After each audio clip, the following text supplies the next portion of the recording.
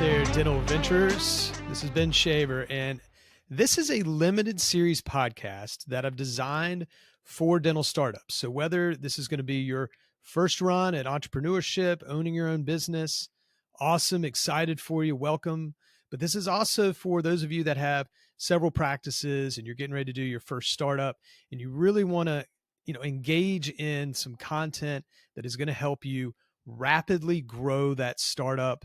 We're going to give you some great marketing tips in here, but we're also going to focus a lot on branding, and we're going to focus a lot on the alignment between your leadership, your team, and of course, what that team brand is, that culture that's going to drive your brand, your consumer brand, that now your marketing can actually effectively work. And we're going to dig deep into that. But I first want to start about what is a limited series podcast and how will this particular one help me set up a successful dental startup. So first and foremost, we're going to help you discover what you don't know. You don't know what you don't know. We're going to help you figure that out.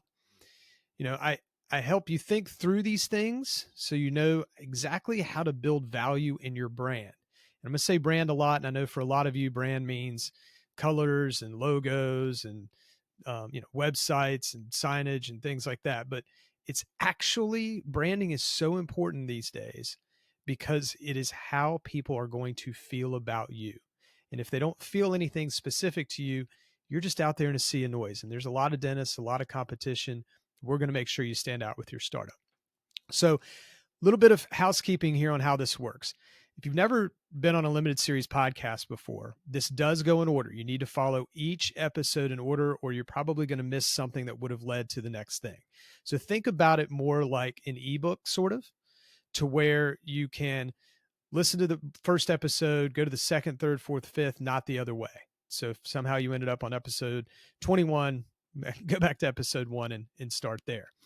We've also got an awesome workbook that you can download as well. That's going to be in the show notes. I highly encourage you to download that. It's got a lot of value in it, but you're going to be able to follow along. So you can do that later. If you're in your car or you're working out, wherever you're listening to this podcast, definitely you can download that when you need to, but it's important that you have that with you as well. So if you listen carefully and you use the workbook and you build your strategy based on the principles I'm going to talk about. For 15 years, I've been working with dental startups, worked with over 100 dental startups. And what we prove here is that we can go 3 times faster than someone who's just out there winging it.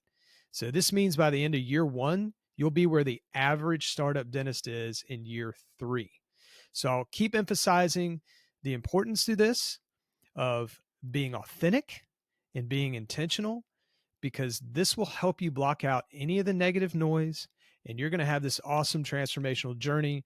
It's exciting. I know it can be a little bit scary, but I think you're really going to like it. I also suggest don't just get information from this one source. I know you're doing a lot of research out there. Read articles, seek advice from colleagues, but I highly suggest, this is just a little bit of quick advice here, that you avoid online social forums. And I say this because they can discourage you in your process. They can really kind of create a lack of clarity, and there's some bitter, negative people in there. So I would definitely go to the people that, you trust. Stay out of those social media forums. Unfortunately, the internet's a useful but yet dangerous place. I've seen many people post their ideas about their startup, in some of the bigger areas and get a lot of criticism for it. At worst, it crushed that dream of ownership. At best, it like I said, causes a lack of clarity. So anyway, I highly suggest not taking criticism or advice from someone you've never met anyway, even though you're getting ready to do that with me. But take your time to build out a trusted group of advisors if possible, and then take it from there. I'm always available if you want to do a discovery call, but we're going to go ahead and work through this.